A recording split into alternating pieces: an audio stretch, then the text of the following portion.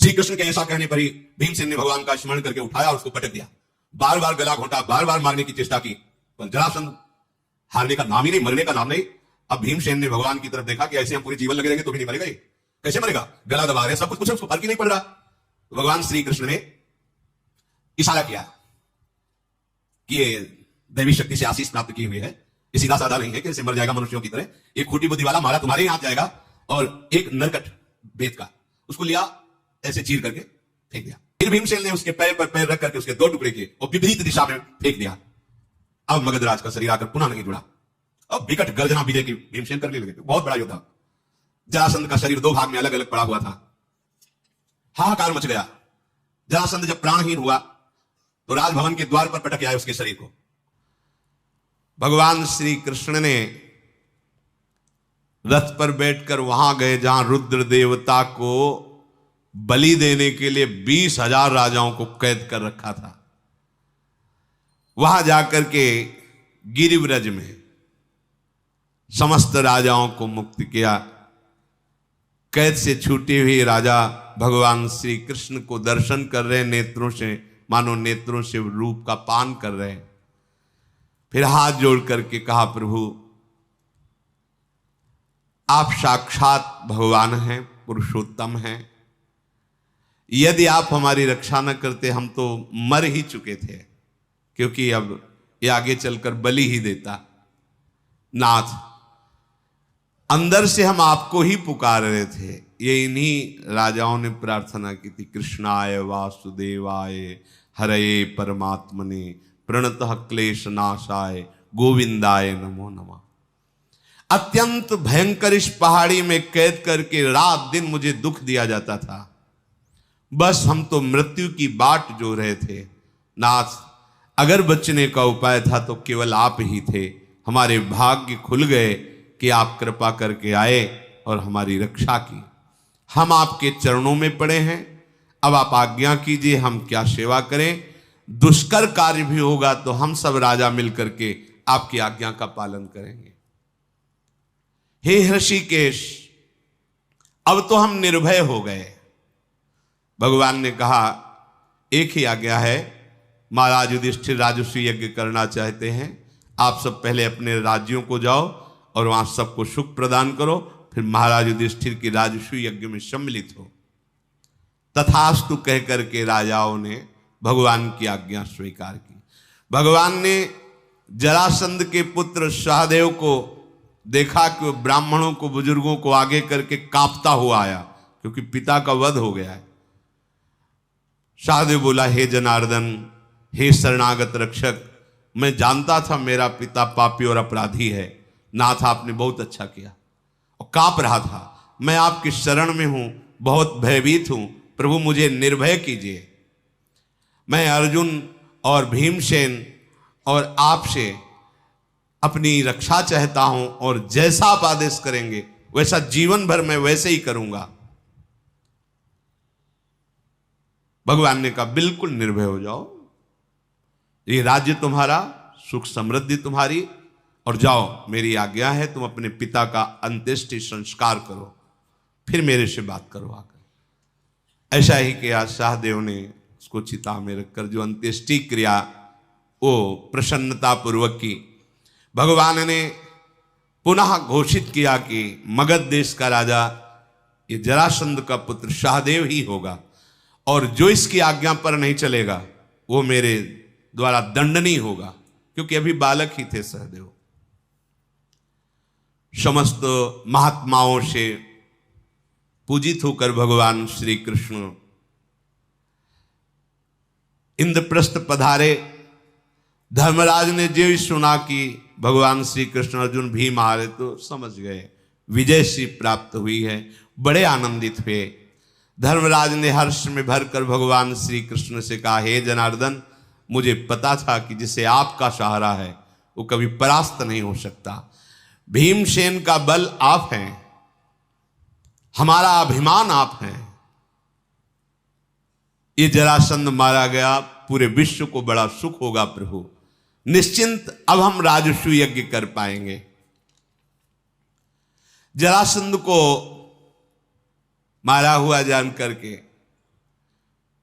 प्रभु श्री कृष्ण, धर्मराज युधिष्ठिर, कुंती, द्रौपदी, सुभद्रा, भीमसेन, अर्जुन, नकुल, सहदेव, धौम्याचार्य और बड़े बड़े आचार्य, इन सब ने राजसूय यज्ञ का अनुष्ठान पक्का, उत्तम तिथि, मुहूर्त, नक्षत्र और विविध प्रकार की सुख सामग्रियों का संचय और पूरे विश्व पर विजय, ये सब निर्णय किया गया। इस तिथि को हो सकता है, इस नक्षत्र को हो सकता है, पर अभी एक कार्य बकाया है, पूरे विश्व पर विजय प्राप्त करनी चाहिए। अर्जुन जी ने कहा उत्तर दिशा हमसे रही, जितने मित्र राजा हैं उनसे भेंट लेना और जितने शत्रु राजा हैं उनको परास्त करना। अर्जुन ने उत्तर दिशा में सब राजाओं पे विजय प्राप्त करके बहुत धन धान्य महाराज युधिष्ठिर जी को दिया। भीमसेन ने पूर्व दिशा के राजाओं पर विजय प्राप्त की, सहदेव ने दक्षिण दिशा के राजाओं पर विजय प्राप्त की, नकुल ने पश्चिम दिशा के राजाओं पर विजय प्राप्त की। इसके बाद भगवान श्री कृष्ण ने द्वारिकापुरी से बहुत वैभव इंद्रप्रस्थ मंगाया।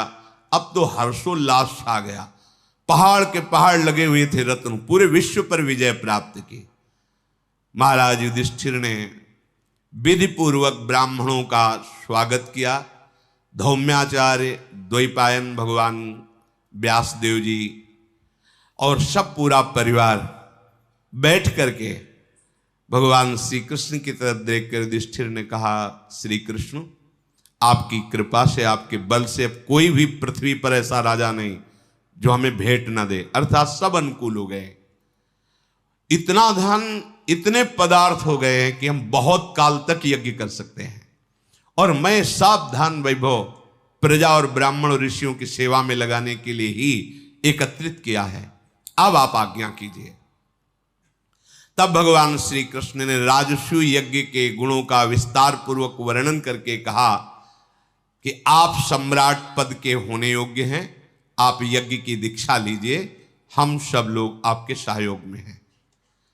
ये बहुत बड़ी होती है, राजसूय यज्ञ कोई छोटा मोटा राजा नहीं कर सकता। युधिष्ठिर बोले, प्रभु मेरा संकल्प भी आप हैं, मेरी पूर्णता भी आप हैं। ये बहुत बढ़िया बात होती है। महाभागवतों के हृदय का संकल्प भी भगवत स्वरूप होता है, उसकी पूर्णता भी भगवान से ही होती है। मेरी सिद्धि भी आप हैं, मेरी साधना भी आप हैं, ये उत्तम बात। हे ऋषिकेश, जहां आप उपस्थित है वहां साधन सिद्धि सब आप ही होते हैं। भगवान श्री कृष्ण ने आज्ञा करी, राजसूय यज्ञ के लिए सामग्री जुटाई गई। पांडु कुमार योद्धाओं में श्रेष्ठ सहदेव को और मंत्रियों को भगवान ने आज्ञा की कि जितने भी ब्राह्मण आए हुए हैं उनके अनुसार जो जो सामग्री यज्ञ के लिए चाहिए आप सब वस्तुएं वैसे एकत्रित करें, धौम्याचार्य जी से जांच करा लें। इंद्रसेन, विशोक, अर्जुन का सारथी पुरु, ये मेरा प्रिय करने के लिए सुंदर सुंदर भोग सामग्री की व्यवस्था करेंगे, भोजन अन्न आदि की। जिसकी जो खाने की इच्छा है वही उसको दिया जाए। विभिन्न प्रकार के रस मिष्ठान तैयार कराए जाएं। तो वहां जैसे लड्डू तो पहाड़ के पहाड़ बनाए गए थे, पूरा विश्व आएगा।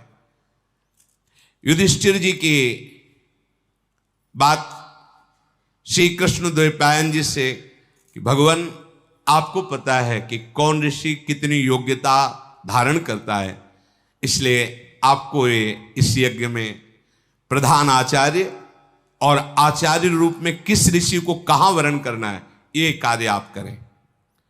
सत्यवती नंदन भगवान व्यासदेव जी ने ब्रह्मा का कार्य संभाला, प्रधान आचार्य का, और आए हुए जितने भी ऋषि मुनि थे, वसुपुत्र पैल, धौम्याचार्य और भी बहुत से ऋषि पधारे हुए थे जिनके नाम पूरे पेज के पेज लिखे हुए हैं, उनको प्रणाम करके बस इतना ही कह देते हैं। सबको यथा योग्य यज्ञ में जहां जैसे जिस ऋषि की योग्यता के अनुसार वो भगवान व्यासदेव जी ने चयन किया। सब राजाओं और ब्राह्मणों को जो निमंत्रण गया था सब भेंट लेकर के पधारे। शीघ्रगामी दूत के द्वारा दूर दूर देश से ब्राह्मण, ब्रह्म ऋषि, राज ऋषि सबको बुलाया गया।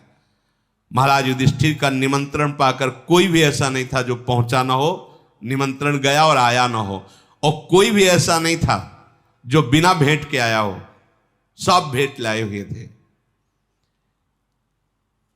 महाराज युधिष्ठिर ने भीमसेन, द्रोणाचार्य, धृतराष्ट्र, विदुर, कृपाचार्य, दुर्योधन आदि को बुलाने के लिए भीमसेन को भेजा कि तुम जाओ, सबके हाथ जोड़कर पैर छूकर, बंदनीय हैं सब, यहां लाओ। नकुल और भीमसेन जाकर हस्तिनापुर में इन सबको प्रार्थना की। अब जब बुलाया जा रहा है तो दुर्योधन आदि को तो आना ही पड़ेगा, भले हृदय में जलन, जलन तो इतनी कि एसिडिटी की कोई दवा नहीं, इसे ईर्ष्या रूपी एसिडिटी, इतना जलन कि अब राजस्व यज्ञ करने जा रहे हैं, इतना वैभव। पांडु कुमार ने कुल हस्तिनापुर में जाकर के बताया कि जरासंध मारा गया, सब राजाओं पर विजय प्राप्त हुई, महाराज युधिष्ठिर राजस्व यज्ञ कर रहे हैं, आपको चरण छूकर निमंत्रण दिया है भीष्मादि को सब। तत्काल भीष्म जी, द्रोणाचार्य, कृपाचार्य, अश्वस्थामा ये तो प्रसन्न हुए, पर उदास होकर ही सही ये कौरव लोग भी तैयार हुए। धृतराष्ट्र जी को तो जैसा लग रहा होगा केवल भगवान ही जानते हैं कि वो चाहते थे हमारे पुत्रों की उन्नति हो, लेकिन ये तो खांडोप्रस्थ उजड़ा हुआ देश, वहां इंद्रप्रस्थ की रचना, इतना बड़ा राजस्वी यज्ञ। उस यज्ञ में रण दुर्मद महापराक्रमी शिशुपाल भी आए हुए थे। बलराम जी, अनिरुद्ध जी, सारण, गद, प्रद्युम्न, शाम्ब, चारुदेश, उल्मुख, निषठ, ये सब वृष्णवंशी महारथी पधारे हुए थे। पांडु नंदन युधिष्ठिर के राजस्वी महायज्ञ में सम्मिलित होने के लिए सब देशों के जब राजा उपस्थित हुए, विस्तार पूर्वक स्वस्ति वाचन प्रारंभ हुआ। मंत्र पाठ, स्तुति, घृत होम, तिल, साकल्य, आहुतियां, ये सब प्रारंभ हुई, जो यज्ञ की प्रक्रिया भगवान व्यासदेव जी के द्वारा। जिनको यज्ञ में आचार्यों पद पर निश्चित किया था, तो 10-10 हजार गौएं एक एक मतलब ब्रह्म ऋषि को, और मनोइंछित रत्न और स्वर्ण मुद्राएं पहले ही भेंट में दी थी, यज्ञ के बाद में तो अलग से। अग्निदेव को महान तृप्ति, देवताओं को बड़ी प्रसन्नता हुई। भीष्म जी ने धर्मराज युधिष्ठिर से कहा कि देखो, राजस्वी यज्ञ में कोई भी किसी भी तरह से असंतुष्ट ना होने पावे, ये प्रधान नियम होता है। सबका आदर सत्कार करो। युधिष्ठिर जी ने कहा कि आपकी आज्ञा का अक्षरशः पालन होगा। अब जब पूजा के प्रथम पूजा श्रेष्ठ सिंहासन पर किस ऋषि को विराजमान करके पूजा की जाए इस सभा में, तो भीष्म जी से पूछा गया, वयोवृद्ध थे। महाराज युधिष्ठिर ने हाथ जोड़कर कहा, हमने तो यथोचित सबका आदर किया, अब अग्र पूजा और श्रेष्ठ पूजा, सबसे श्रेष्ठ कौन इस सभा में है जिसकी की जाए, वो आप निश्चित कीजिए। जो सब में महान हो, सबसे श्रेष्ठ हो, विद्या, बुद्धि, बल, तेज में, तो राजस्वी यज्ञ में उसकी अग्र पूजा का। पितामह ने थोड़ी देर मौन और शांत रहकर कहा, महापराक्रमी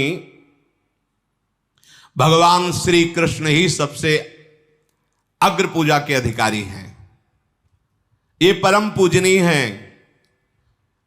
कुंती नंदन युधिष्ठिर, ये भगवान श्री कृष्ण बल में, तेज में, विद्या में, सब में भगवान व्यासदेव जी से भी बढ़ चढ़ करके हैं।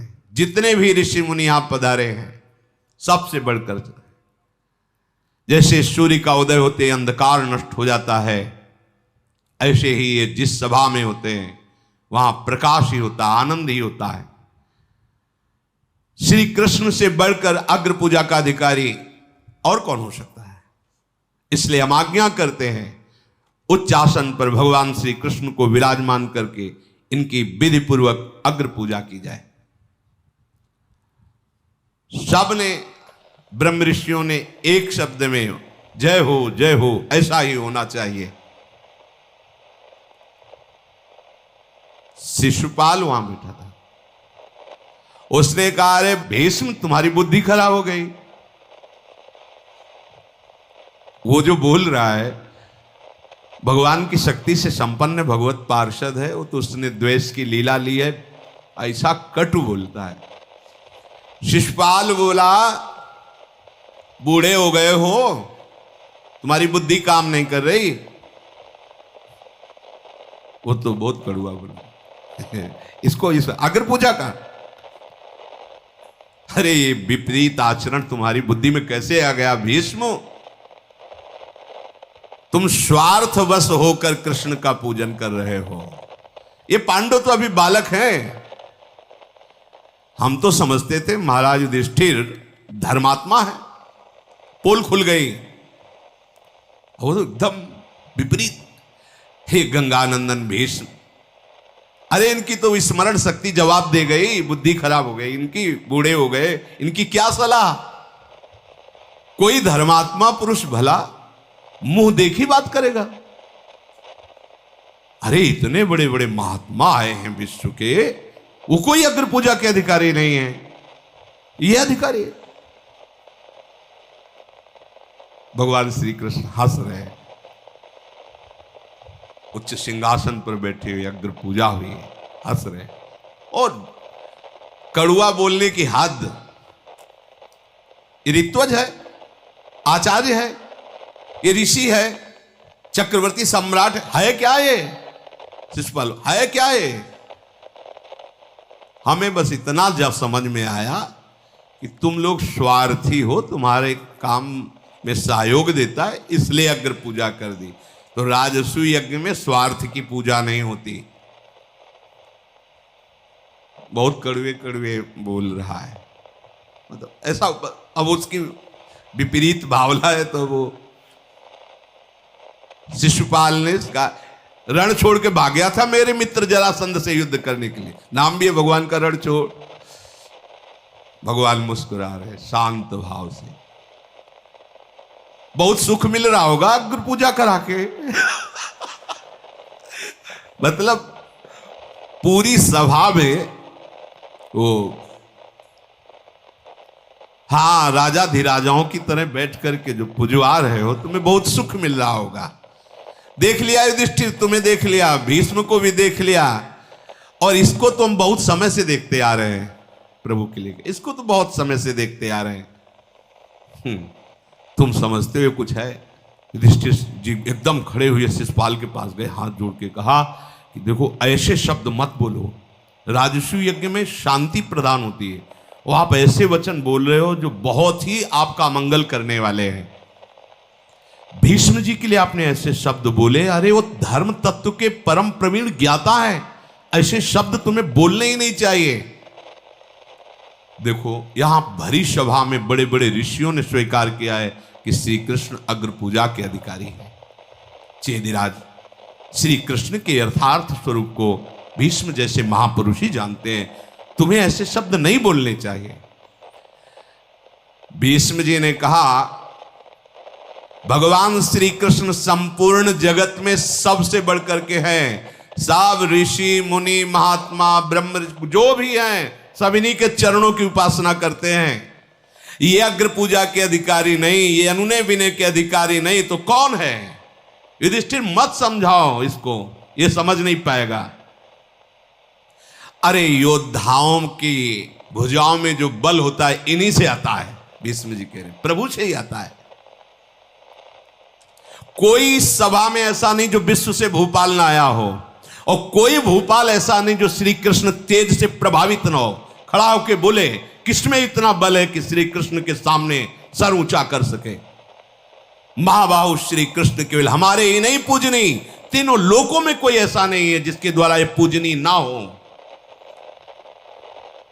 ये विष्णु कुल भूषण परब्रह्म परमात्मा है, ये श्री कृष्ण अपने स्वरूप में प्रतिष्ठित रहते हैं।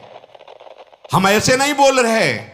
हमने ज्ञान वृद्ध महात्माओं का संग किया है, बड़े बड़े संतों का संग किया है और जीवन भर आराधना की। उसके अनुभव से कहता हूं, श्री कृष्ण त्रिलोकी में सर्व पूजनीय हैं। जन्म काल से लेकर अभी तक और अनंत काल से लेकर के अभी तक इनकी महिमा ही महिमा प्रकाशित हुई है। चेदिराज, तू क्या समझता मैं किसी कामना से युक्त होकर श्री कृष्ण को अग्र पूजा का अधिकारी साबित किया है? नहीं नहीं, बार बार विचार करके शास्त्र और संतों से सम्मति तभी हमने निर्णय किया है कि श्री कृष्ण ही अग्र पूजा के अधिकारी हैं। इनका यश, इनका शौर्य, इनकी विजय इनके चरणों में लौटती रहती है। तुम इनको क्या समझते हो? गुणों की दृष्टि में कोई वयोवृद्ध ऐसा नहीं है महापुरुष जो इनके गुण का अनुसरण न करता हो। अर्थात कोई कितना भी बड़ा महात्मा हो, श्री कृष्ण की कृपा प्रसाद से ही वो सद्गुणों को प्राप्त होता है। वेद वेदांगों का ज्ञान श्री कृष्ण जैसा किसको होगा, क्योंकि चारों वेद इन्हीं के श्वासों से प्रकट हुए हैं। दान, दक्षता, शास्त्र ज्ञान, शौर्य, लज्जा, कीर्ति, बुद्धि, विनय, श्री, धृति, तुष्टि, पुष्टि, ये सब श्री कृष्ण के अंश में विराजमान है। ये अर्घ पाने योग्य नहीं, अग्र पूजा के योग्य नहीं। तेरी जबान नहीं गलित हो गई ऐसा बोलने पर भीष्म जी ने? अरे ऋत्वज हैं, गुरु हैं, आचार्य हैं, स्नातक हैं, महाराजा हैं, मित्र हैं, प्राण हैं, जीवन है श्री कृष्ण। भीष्म जी कह रहे श्री कृष्ण संपूर्ण जगत की उत्पत्ति है, चराचर जगत के पालनहारे हैं, चराचर जगत को लय करने वाले हैं। ये ही अव्यक्त प्रकृति सनातन करता, संपूर्ण भूतों के स्वामी भगवान अच्युत श्री कृष्ण से बढ़कर कौन हो सकता है? महातत्व, अहंकार, मन सहित 11 इंद्रिया, आकाश, वायु, तेज, जल, पृथ्वी, जरायु, अंडज, स्वेदज, उद्भिद, ये सब प्राणी इन्हीं के अंश से प्रकट हुए हैं। तुझे क्या बताऊं, तेरी समझ ठीक नहीं है। चंद्रमा, सूर्य, नक्षत्र, ग्रह, दिशा, विदिशा, अग्निहोत्र, गायत्री, राजा, नदी, समुद्र, नक्षत्र, तेजों में पदार्थ, पर्वतों में मेरु, पक्षियों में गरुण, देवलोक में इंद्र, सब इन्हीं के अंश से प्रकट है। तू क्या समझता है? जब भीष्म जी ऐसा समझाने लगे, भगवान की बड़ी महिमा का गान, क्योंकि वो परम ज्ञानी हैं, शिशुपाल बोला, अरे भीष्म, तुम चाहे जितना बोल लो, मुझे पता है तुम्हारी बात पर ना हमारा विश्वास बढ़ता, ना हमें कोई लज्जा आ रही है, क्योंकि समझते हैं तुम ऐसे हो जैसे एक नाव के पीछे दूसरी नाव बांध दी जाए, वो चलती रहे, जैसे एक अंधे के पीछे दूसरा अंधा चलता रहे। मैं अंधा नहीं हूं। मूर्ख से मूर्ख मनुष्य भी जानता है कि श्री कृष्ण क्या है। शिशुपाल ने कहा, गाय चराने वाले से बस वही है। तुम बुद्धिमानों में श्रेष्ठ कहते हो समस्त जगत का ईश्वर है, ये तुम्हारे कहने से ईश्वर हो जाएगा? मेरी दृष्टि में तुम सब झूठे हो। तुम सत्य का पालन नहीं करते, क्योंकि सत्य को नहीं जानते हो। निश्चय ही तुम्हारी प्रकृति अब अधमता को प्राप्त हो रही है। पांडवजन, हम तो समझते थे तुम धर्मात्मा हो, लेकिन अब इस समय मैं निर्णय कर रहा हूं कि तुम्हारी बुद्धि अधर्म में युक्त हो गई है। शिशुपाल बड़ा कलुआ बोल रहा था, एक एक अक्षर में कटुता थी। भीमसेन दांत पीसते हुए, ओठ चबाते हुए खड़े हुए, वैसे ही विशालकाय अब तो और फूल गए क्रोधावेश में, मानो आंखों में खून उतर आया हो। सब राजाओं के देखते देखते खड़े होकर ताल ठोकी, माथे में भ्रकुटी तन गई और दांतों को पीसते हुए उछल करके शिशुपाल के पास पहुंचने की चेष्टा की। भीष्म जी ने रोक दिया, जैसे महेश्वर ने कार्तिकेय को रोक दिया हो। भीष्म पितामह ने कहा, बिल्कुल नहीं, बिल्कुल नहीं, तुम्हें क्रोध करने का अवसर नहीं, शांत हो जाओ। भीष्म जी के पकड़ने पर भगवान श्री कृष्ण के इशारे पर भीम शांत हुए, नहीं तो ऐसा लग रहा था कि राजस्वी यज्ञ में अब तो बड़ा कलह युद्ध हो जाएगा। भीमसेन को कुपित देखकर हंसता हुआ शिषपाल बोला, छोड़ दो भीष्म, छोड़ दो इस भीम को, ये बहुत खाने वाला, आज समझेगा कि हमारी मार इसके ऊपर कैसे पड़ेगी। बुद्धिमान कुरुकुल तिलक भीष्म ने भीम से समझा, बिल्कुल नहीं, इस समय इसकी बुद्धि बिगड़ी हुई है, तुम्हारे द्वारा मारा नहीं जा सकता, तुम लोग जानते नहीं हो, ये तुम्हारे द्वारा मारा नहीं जा सकता। तो भीमसेन ने कहा, क्यों नहीं मारा जा सकता, बलपूर्वक मारेंगे इसे, नहीं मारा जा सकता। ये दमघोष का पुत्र शिशुपाल जब उत्पन्न हुआ था, उस समय इसके 3 आंखें थी, एक भाल में भी थी और एक यहां थी, और 4 भुजाएं थी। और जब प्रकट हुआ था तो गधे की तरह, जैसे दुर्योधन रो रहा था ना, ऐसे ही रेक रहा था। इसके माता पिता सब भय से थर्रा उठे, 3 नेत्र 4 भुजाएं और रोने का ध्वनि जो वो गर्दभ की तरह, और बड़ी ही भयानक आकृति लग रही थी। पत्नी, पुरोहित, मंत्री सहित चेदिराज का हृदय बड़ी चिंता में मोहित हुआ। उस समय आकाशवाणी हुई, राजन चिंता मत करो, ये बहुत बलवान और श्री संपन्न होगा तुम्हारा पुत्र, डरो मत, इस पुत्र का पालन करो, इसकी अभी मृत्यु आई नहीं है, इसकी मृत्यु का कारण कोई साधारण शस्त्र नहीं होगा, कोई साधारण राजा इसे मार नहीं सकेगा। आकाशवाणी ऐसा कहकर अंतर्हित हुई तो माता के हृदय में बड़ा स्नेह उमड़ा कि मेरे पुत्र को कौन मार सकता है, ये मुझे अगर पता हो जाए तो मैं बचाने का उपाय कर सकती हूँ। तो हाथ जोड़ा और कहा, जिसने आकाशवाणी कही है वो मेरे प्रश्न का उत्तर दे, कौन बनेगा इस पृथ्वी में मेरे पुत्र की मृत्यु का हेतु। तो आकाशवाणी हुई, जिसकी गोद में इसके जाने पर इसकी दोनों भुजाएं कटकर गिर जाएं और तीसरा नेत्र गायब हो जाए, वही उसे मारेगा। आकाशवाणी बंद हो गई। अब तो सब देशों के राजाओं को निमंत्रण किया गया और सब आश्चर्यचकित देखने के लिए आए। 4 बाह 3 आंख वाला बालक कैसा होता है, सब देखने के लिए आए और निमंत्रण भी गया था। और निमंत्रण इसीलिए गया था कि सबकी गोद में डाल के देखेंगे। चेदिराज ने अपने घर पधारी हुई सभी नरेशों का यथायोग्य सत्कार किया और एक एक की गोद में, किसी की गोद में जाने पर कोई परिवर्तन नहीं हुआ। बड़ा सुख मिला मां को। अब द्वारिका से भगवान श्री कृष्ण और बलराम भी अपनी बुआ के यहां आए थे, जैसे कुंती बुआ ऐसे ही बुआ। बलराम जी श्री कृष्ण ने प्रणाम आदि किया तो श्रुतश्रवा नाम था, श्रुतश्रवा। उन्होंने गले लगाया और कैसे हो, अच्छे हैं, तो तुम भी गोद में लो। महादेवी श्रुतश्रवा ने बड़े प्रेम से अपने पुत्र को बलराम की गोद में डाला। कोई परिवर्तन, जे ही श्री कृष्ण की गोद में डाला तो दोनों बाहें कट के गिर गई और तीसरी आंख भी धस गई और ऊपर त्वचा हो गई। अब तो भयभीत होकर रो पड़ी और भगवान श्री कृष्ण के चरण पकड़ लिए। तुम हमारे पुत्र के समान हो, हमारे पुत्र की रक्षा करोगे, ऐसा वरदान दो। मैं भीख मांगती हूं अपने पुत्र की जीवन रक्षा की। और देखो, हमने सुना है तुम संकट में पड़े हुए प्राणियों की रक्षा करते हो।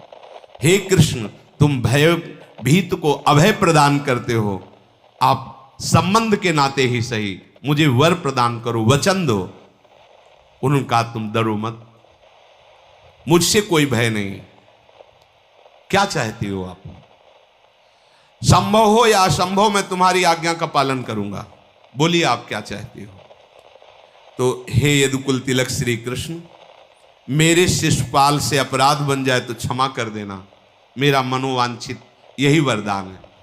तो उनका बुआ, तुम्हारा पुत्र दोषों के कारण मेरे द्वारा यदि वध योग्य 100 अपराध करेगा, तुम एक अपराध की बात कहते हो, 100 अपराध तक मैं उसे बिल्कुल नहीं मारूंगा, वचन देता हूं।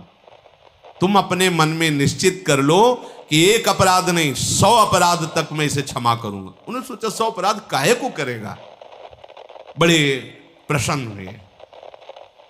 भीष्म जी कहते हैं, भीमसेन तुम उच्च को मत, ये तुम्हारे कब्जे में आने वाला नहीं है, इसे मार सकते हैं तो सिर्फ श्री कृष्ण मार सकते हैं, इसलिए शांत हो।